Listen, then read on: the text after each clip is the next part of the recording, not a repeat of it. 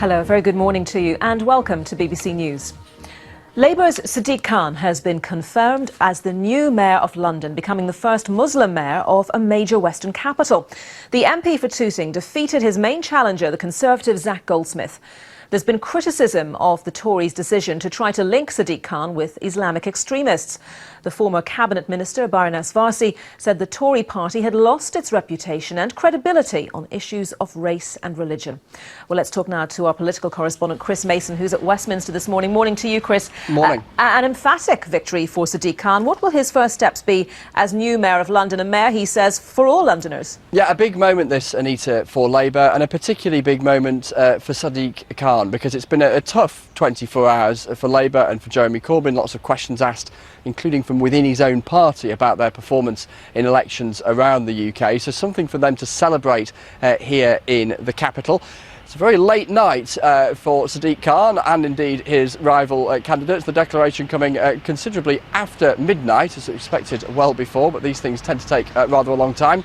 He then ended up in a pub and finally went home at about 2 o'clock this morning. So not a lot of sleep, because in the last hour or so we've caught up with him as he was leaving his house. One of those moments where a cameraman is asked to walk backwards. We shout questions at a politician and the politician doesn't say a great deal, but with a build-up like that, I'm sure you'll still want to watch this. Morning, Mr. Khan. How are you feeling today? Tired. What are your priorities for your first days in office? To try and get to the office. How do you envisage your working relationship with the Prime Minister being, given the nature of the campaign? Well, I'm looking forward to working with everyone to make sure I can be a mayor for Londoners. That's a soundbite that plenty in the capital are rather used to hearing over the last couple of months. So where is Sadiq Khan going? Well, he is going to Southwark Cathedral, because he's going to be sworn in as mayor in the next hour and a half or so that he can formally assume office. But before we start talking about the future, let's have a quick recap of the past. Here is the story of the night. A smile and a wave that said it all. It was clear Sadiq Khan had won well before it was officially confirmed. But what about who would claim the credit, Mr. Khan or the party leader? Is it to do with Corbyn at all, in your view? Well, let's wait and see the results. They're not in yet. Congratulations on your... Eventually, at gone midnight, Sadiq Khan had his moment. This election was not without controversy. And I'm so proud that London has today chosen hope over fear and unity over division.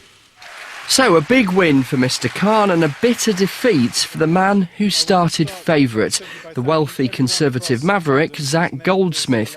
He tried hard to associate Sadiq Khan with Islamic extremists. That enraged not just the Khan camp, but some within the Conservative fold too. It's rather careless to allow your campaign to be characterised in that way. And frankly, it's rather amazing that of all people, it's Zac Goldsmith who ends up, if you like, bringing back the nasty party label to the Conservative Party.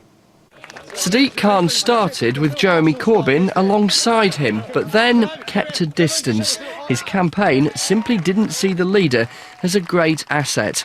The son of a bus driver from a South London council estate is now a big winner, and Labour has something to celebrate.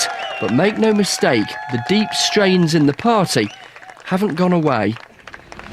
Big questions, though, this morning around the Conservative campaign. I think that'll dominate a lot of discussion today. There's quite a lot of fallout. As I was saying there, Labour themselves absolutely enraged by the Conservatives' tactics here in London. But what's striking is the howl around the anger within the Conservative fold. So we saw Steve Hilton there, former advisor to David Cameron. We've also seen Ken Clarke, former cabinet minister and a former party chairman as well, also saying that they felt that the tone, the tenor of the Conservative campaign was wrong-footed. Not so much that scrutiny, if you like, was put on Sadiq Khan about the company that he had kept, but the extent to which that was allowed to effectively dominate and drown out any other Conservative message. So, Chris, a conversation there within the Conservative Party. I wonder what sort of conversations this is also going to prompt within the Labour Party. Here we have a Labour politician with an emphatic victory, as I said, yet he didn't particularly associate himself closely with Jeremy Corbyn during his campaign. Yeah, it's quite striking when you examine the relationship that Sadiq Khan has had with Jeremy Corbyn over the last 12 months, and you see the tracks dividing. So rewind 12 months and all of that hullabaloo after the general election with the Labour leadership, which led to Jeremy Corbyn becoming the Labour leader. How did he become the Labour leader? He needed Labour MPs to nominate him so he could get onto the ballot paper. Who was one of those MPs? Sadiq Khan, who might just have had an eye on what he was going to be doing next in terms of trying to secure the Labour nomination to become his party's candidate in London. So that nomination was placed by Mr Khan. Mr Khan went on to become Labour's candidate with the support of the unions. He didn't actually vote for Jeremy Corbyn in that Labour leadership race, and pretty much ever since has made it clear that he is very much his own man, and we haven't, at least at this stage, seen Mr Khan running to be doing a giant bear hug with Jeremy Corbyn in front of the cameras. His argument is that he'll be an independent-minded mayor and will have a bit of detachment, I suspect, from the Labour leadership, as of course he will, from a Conservative government that he will have to work with. So yeah, it's an interesting insight into the dynamics of politics in terms of how Mr Khan has managed his relationship with the Labour leader. OK, Chris, thank you very much for the moment. Chris Mason in Westminster.